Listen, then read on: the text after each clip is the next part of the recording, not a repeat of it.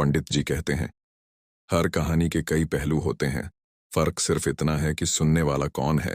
रानी inspector किशोर के सामने बैठी है और अपनी कहानी बता रही है। इंस्पेक्टर को उसकी कहानी पर बिल्कुल भी विश्वास नहीं होता है और उसे बार बार जांच के लिए पुलिस स्टेशन बुलाया जाता है, लेकिन कोई ठोस सबूत नहीं मिलता है, न ही हत्या का हथियार मिलता है। लेकिन इंस्पेक्टर जानता है कि रानी अपने पति ऋषु की हत्यारी है। रानी केशव एक मध्यम वर्गीय लड़की है जो कई सारे बॉयफ्रेंड और ब्रेकअप से तंग आ चुकी है।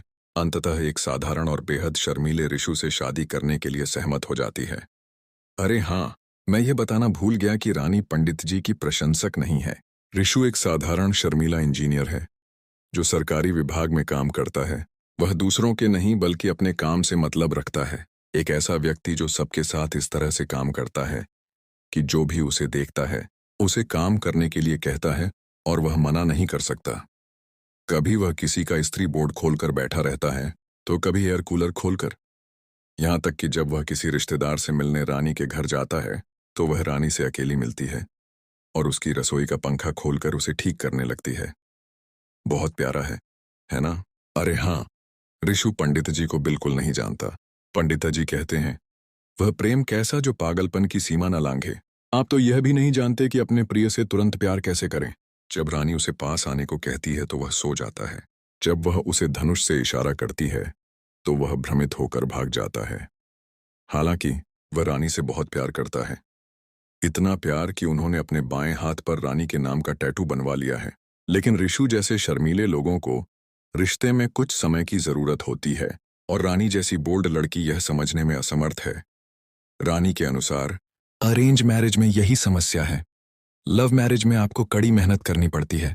अरेंज मैरिज में आपको ऐसी लड़की मिलती है जो पहले से ही तैयार होती है। कट टू नील त्रिपाठी, ऋषु का चचेरा भाई, वह भी आजाद ख्याल, देश देश घूमने का शौकीन, कभी पहाड़ों पर चढ़ता तो कभी नदियों में तैरता, एथलेटिक बॉडी, लंबा हवा के झोंके जैसा बोल्ड। वह रानी की जिंदगी में इस तरह से दाखिल होता है कि रानी ऋषु से निराश होकर वो गलती कर बैठती है जो उसे नहीं करनी चाहिए थी। संभोग ऋषु की लगातार कायरता उसे नील के करीब ले आती है और कमजोरी के एक पल में वह ऋषु को छोड़कर नील के साथ भाग जाती है और शादी करने की योजना बनाती है। लेकिन नील जैसा स्वतंत्र पक्षी किसी भी प्रकार के बंधन में क्यों बंधेगा? यह क्या हुआ? वह रानी को धोखा देकर भाग गया।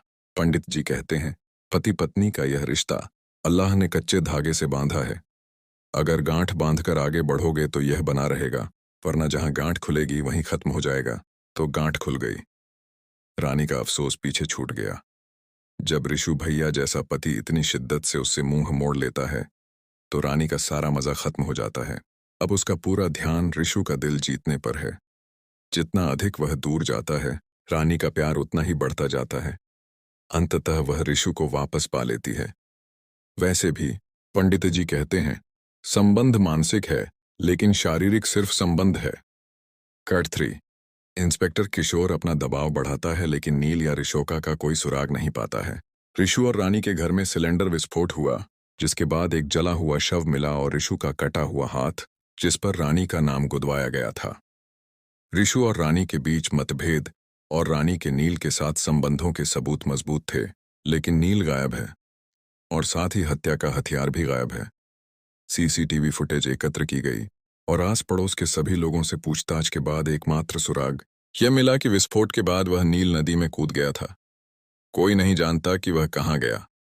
पंडित जी कहते हैं, वह व्यक्ति सदैव प्रिय रहता है जिस पर थोड़ा सा रक्त छिड़क दिया जाए ताकि उसे बुरी नजर न लगे। इसलिए इंस्पेक्टर को यकीन है कि ऋषु की हत्या रानी जैसी लड़की ने की है जो पागलपन की हद तक नफरत और प्यार करती है, लेकिन हर मामले की एक शेल्फ लाइफ होती है। इंस्पेक्टर किशोर को अंततः इस मामले को बंद करना पड़ता है और अन्य मामलों को देखना पड़ता है और रानी को आज़ादी मिल जाती है। हालांकि यह मामला हमेशा इंस्पेक्टर किशोर के दिल के किसी कोने में रहता है जब तक कि वह दिन नहीं आ जाता जब उसे पदोन्नति मिल जाती है और जवाहरपुर से आगरा स्थानांतरित होने की अनुमति मिल जाती है।